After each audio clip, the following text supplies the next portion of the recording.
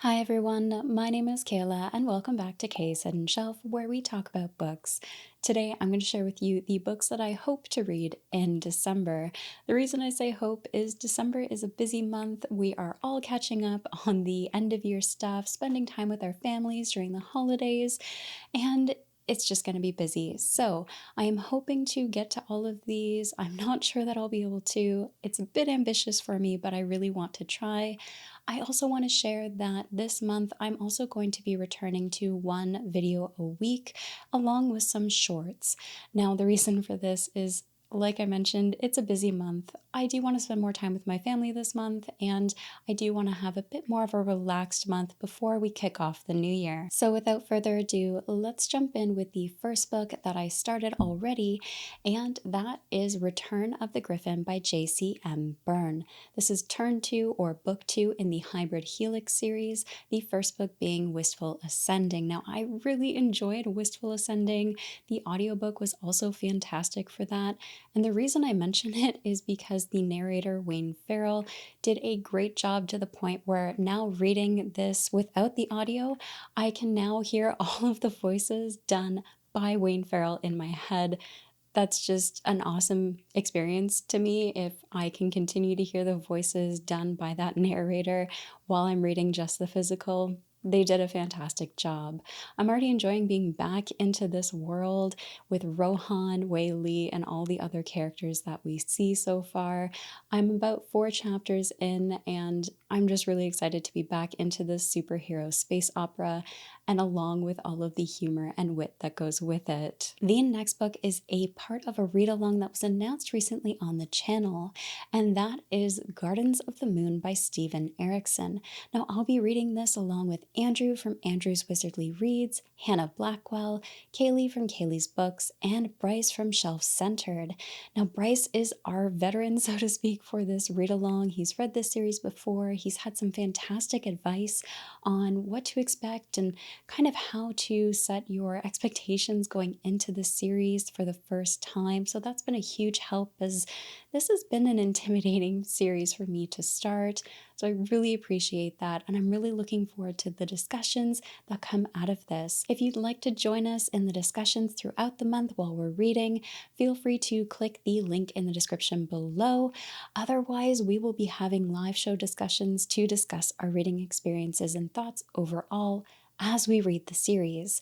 We'll be reading one book per month, and this month, of course, we're starting with Gardens of the Moon, so we'll see how this goes. I will be reading this as a physical copy along with the audiobook, just to try and get the most experience out of this that I can, as, like I said, I am a bit intimidated, so I want to go in with as many resources as possible. Next is Zeroed Out by Jacob Markoff. Now, I was sent this copy in exchange for an honest review from the author, and this is a bit of a different genre, but it did pique my interest when I initially heard it. It is a cyberpunk thriller. Andrew from Andrew's Wizardly Reads recently read this and reviewed it. I'll leave a link where you can find his review down below if you'd like to learn more about this.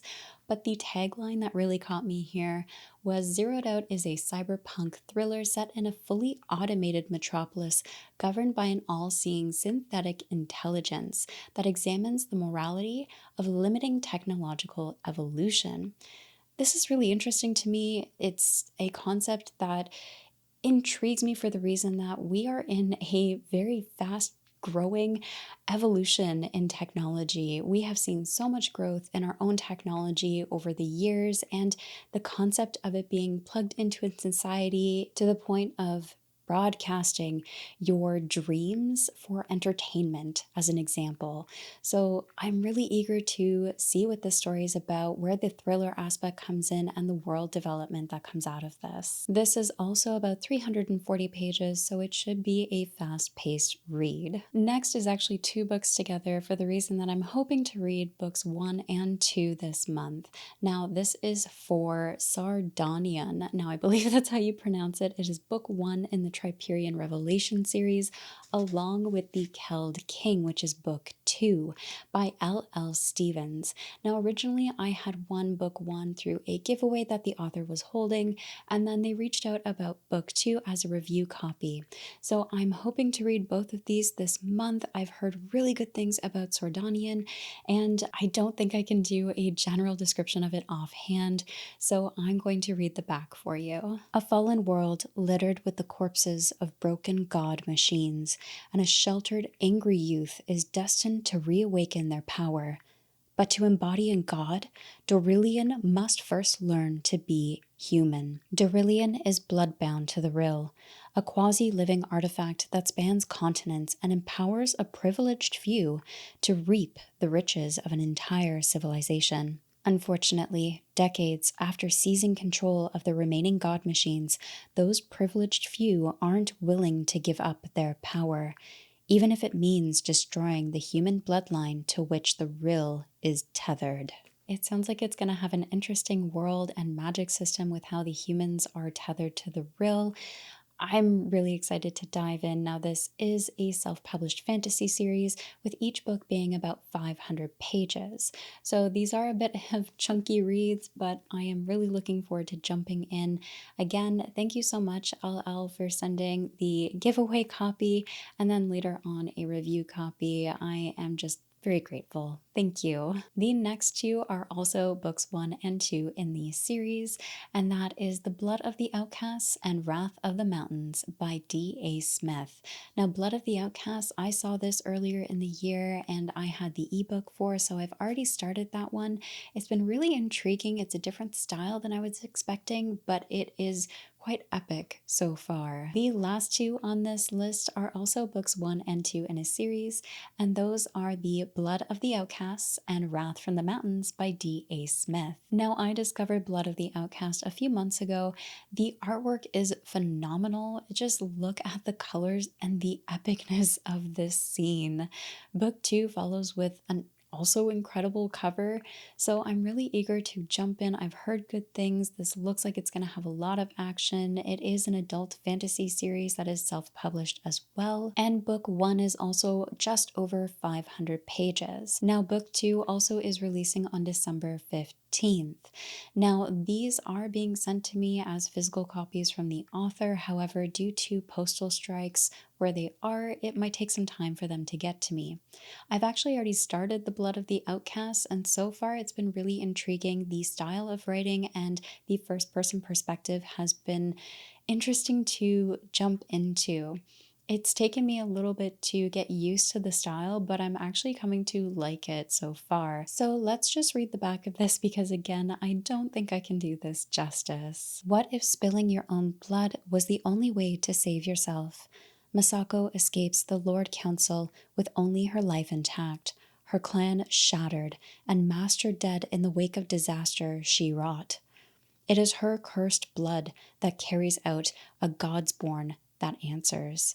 By the power in her blood and a promise made with it, she's given a second chance. With it, she must unite the outer clans, move past old rivalries and worse, or face annihilation at the hands of a foreign sect of sorcerers, the Taosi, and their silent invasion.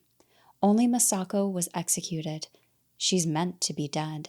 Demonic rumors and the destruction past sow doubt in her campaign before it is even begun. Again, this just sounds action-packed. It also takes inspiration from Japanese lore, which I absolutely adore, and our main character is a strong female protagonist from what I've seen so far, who is a Ronin. All of that to say, it should pack a bit of a punch with all of these different aspects put together and the action that looks like will take place here. Now, that is everything I am hoping to read in December. As I mentioned, the videos this month are going to be a little bit more on the relaxed side, as I'm hoping to spend more time with my family. I do hope you take some time this month to spend time with your families and just take some time to relax and breathe before the start of the new year. I'd love to know though, what are you planning to read this month? Do you have any plans for the holidays? Is there something you're looking forward to doing this month? I'd love to hear from you. Leave your comments down below, and as always, thank you for watching and take care of yourselves.